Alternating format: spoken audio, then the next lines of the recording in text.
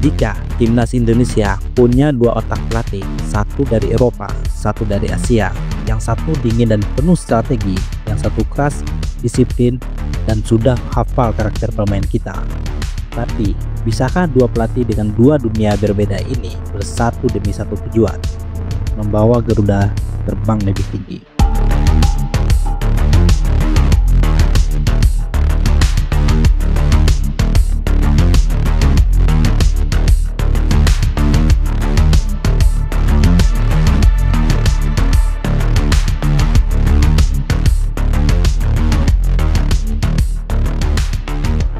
Sejak Patrick Kluivert ditunjuk menggantikan Sintayong pada awal 2025, performa timnas Indonesia masih labil. Puncak kekecewaan publik terjadi usai Indonesia dibantai Australia 1-5 di kualifikasi Piala Dunia 2026. Dalam laga tersebut, Kluivert terlihat pasif, hanya berdiri diam dengan tangan di dagu. Sementara dua asistennya, Alex Pastoor dan Denny Lanzat, justru sigap memberi arahan di lapangan. Cuplikan ini viral dan memicu sinisme fans. Kluivert cuma boneka, Pastoor pelatih sebenarnya, sindir mereka. Hasil buruk berlanjut hingga babak keempat kualifikasi. Kekalahan 0-1 dari Irak pada Oktober 2025 memastikan Garuda gagal lolos ke Piala Dunia tahun 2026. Dan ribuan supporter di stadion serentak meneriakkan nama Sintayong sebagai protes atas keputusan PSSI dulu menyingkirkan Sin.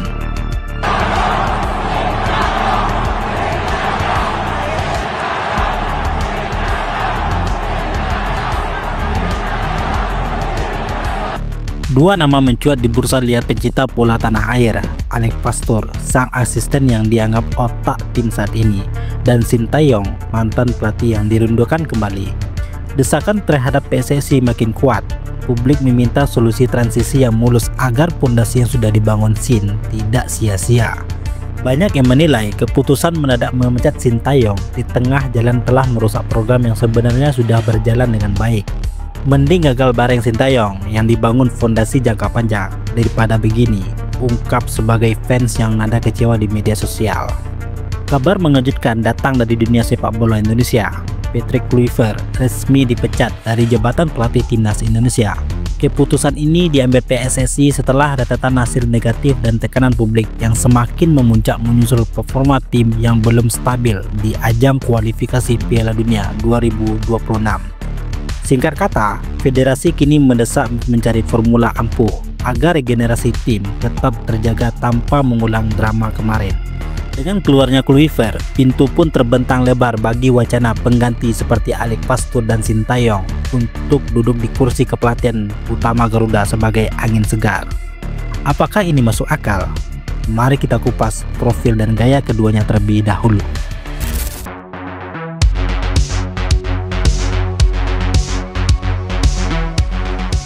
Alex Pastoor lahir di Belanda tahun 1966. Alex Pastoor merupakan pelatih syarat pengalaman di sepak bola Eropa. Karir kepelatihannya terentang dari klub-klub Eredivisie Belanda hingga mancanegara. Ia pernah menjadi juru taktik di Sparta Rotterdam, Slavia Praha, hingga Almere City. Bahkan Pastoor membantu Sparta menjuarai Eredivisie Liga 2 Belanda dan promosi ke Eredivisie. Sebelum bergabung ke timnas Indonesia sebagai asisten, Pastoor juga sempat melatih AZ Alkmaar dan SC Heerenveen. Rekam jejak yang cukup mentereng untuk ukuran asisten pelatih.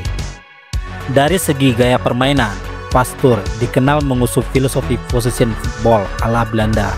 Ia menyukai positional play, membangun serangan yang sabar dari lini belakang untuk penguasaan bola. Sejak awal menangani Almere City, misalnya, timnya mencoba bermain dari bawah meski akhirnya ia adaptif, mengubah strategi demi hasil. Karakternya di pinggir lapangan cenderung tenang dan rasional. Ia komunikatif dalam menyampaikan ide. Bahkan sebelum datang ke Indonesia, Pastoor sudah mempersiapkan diri untuk belajar bahasa Indonesia demi lancar berkomunikasi dengan pemain lokal dan memahami budaya di sini. Sikap diplomatis ini menunjukkan ia mau beradaptasi dan menghormati kultur baru. Sebagai pelatih, Pastoor juga punya reputasi pemberi kepercayaan pada pemain muda. Gelandang timnas Tom Haye misalnya bercerita bahwa Pastoor lah yang memberi debut profesional di usia 19 tahun saat masih di AZ Alkmaar. Momen yang sangat berkesan bagi sang pemain. Artinya, Pastur tak ragu memberi kebebasan dan peluang kepada talenta belia untuk melakukan unjuk gigi. Ia adalah tipe arsitek yang membangun tim dengan rapi dan struktur terorganisir, tapi juga memberi ruang pemain untuk berpikir di lapangan. Kepribadiannya yang kalem namun tegas, inilah yang diharapkan bisa menjadi otak strategi bagi skuad Garuda.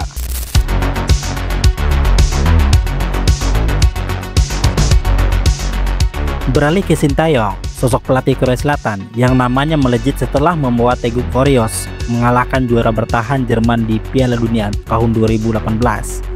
Sintayong adalah mantan gelandang timnas Korea Selatan di era 90-an. Kemudian sukses sebagai pelatih klub dan menjuarai Liga Champions Asia 2010 bersama Seongnam Ilhwa. Pada tahun 2017, ia ditunjuk menjadi pelatih kepala timnas Korea Selatan dan berhasil meloloskan timnya ke Piala Dunia tahun 2018. Meskipun Korea tersingkir di fase grup, kemenangan 2-0 atas Jerman menjadi pencapaian fenomenal. Tahun 2020, Shin digait PSSI memimpin Garuda dengan misi membangun ulang sepak bola Indonesia. Hasilnya terbukti impresif. Di bawah Shin, Indonesia lolos ke final Piala AFF 2020 kejuaraan Asia Tenggara dengan skuad berusia rata-rata sangat muda, lalu memutus penantian 16 tahun lolos ke putaran final Piala Asia tahun 2023. Puncaknya, Shin sukses membawa Indonesia tembus babak 16 besar Piala Asia tahun 2023. Pertama kali dalam sejarah Indonesia mampu mencapai fase grup turnamen tersebut. Tak hanya di level senior, Shin juga menangani timnas Indonesia U19 dan U23. Indonesia U23 dibawanya lolos ke Piala Asia U23 AFC untuk pertama kali sepanjang sejarah. Rekam jejak ini membuat Shin dielu-elukan karena berhasil mengubah mentalitas sepak bola Indonesia. Soal karakter kepemimpinan, Sintayong terkenal sebagai figur pelatih militer, disiplin super ketat, keras dalam melatih fisik, tapi tujuannya memang menempa mental baja bermain muda Indonesia. Di luar lapangan, beliau humoris dan mudah didekati, tapi di dalam lapangan, Coach Shin sangat tegas. Ujar striker Ramadan Sananta menggambarkan karakter Shin. Shin tak segan mengembleng pemain yang dianggapnya kurang disiplin. Pernah satu kali ia memarahi skuad timnas karena ada yang datang telat di training camp. Dan di depan semua pemain, ia menekankan semua komitmen waktu. Shin menerapkan gaya high pressing ala Korea. Pemain harus agresif mengejar lawan sepanjang laga. Ia meminta striker segera melakukan pressing ketika bek lawan menguasai bola dan mengandalkan transisi menyerang cepat setelah merebut bola.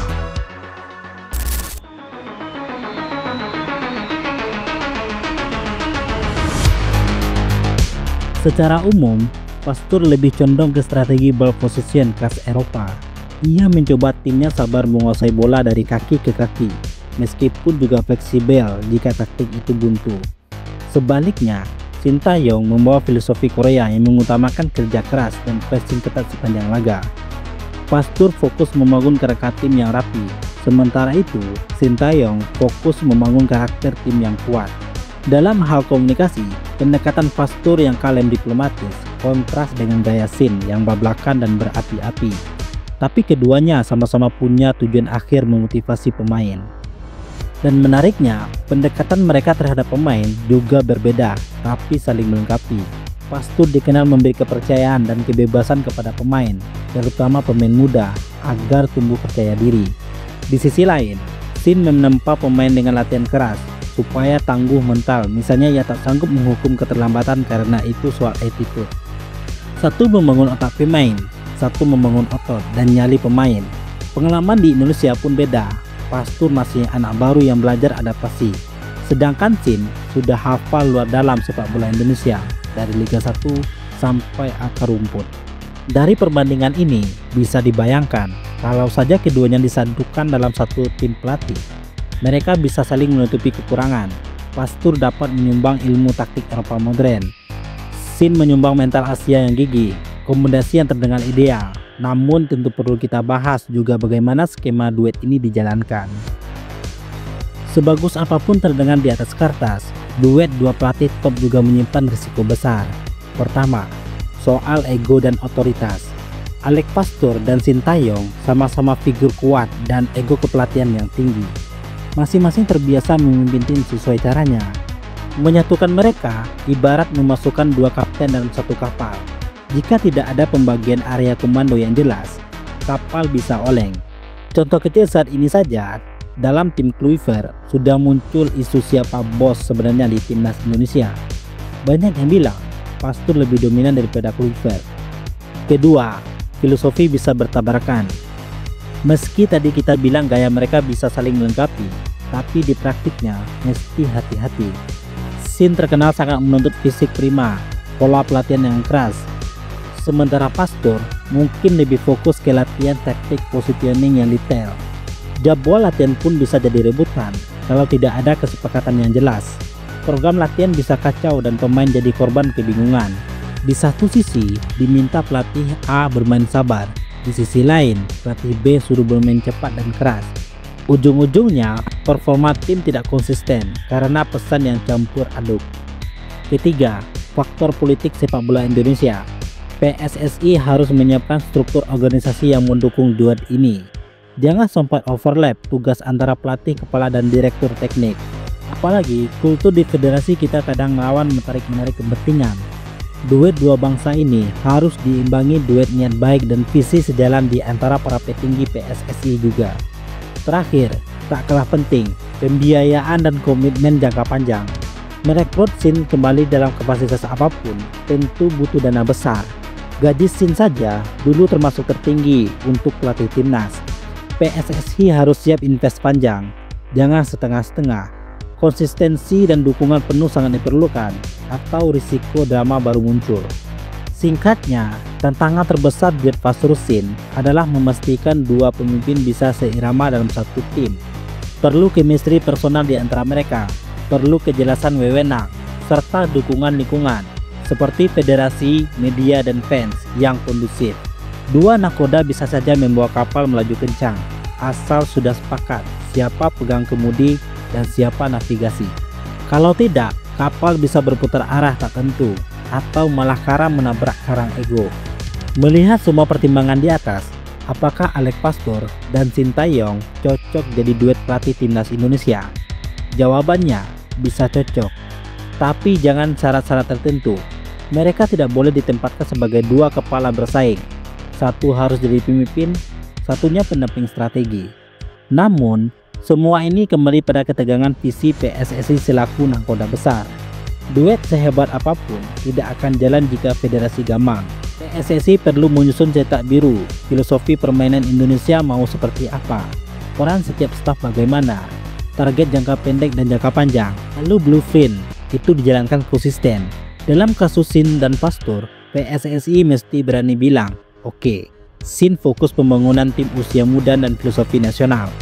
Pastur fokus prestasi tim senior.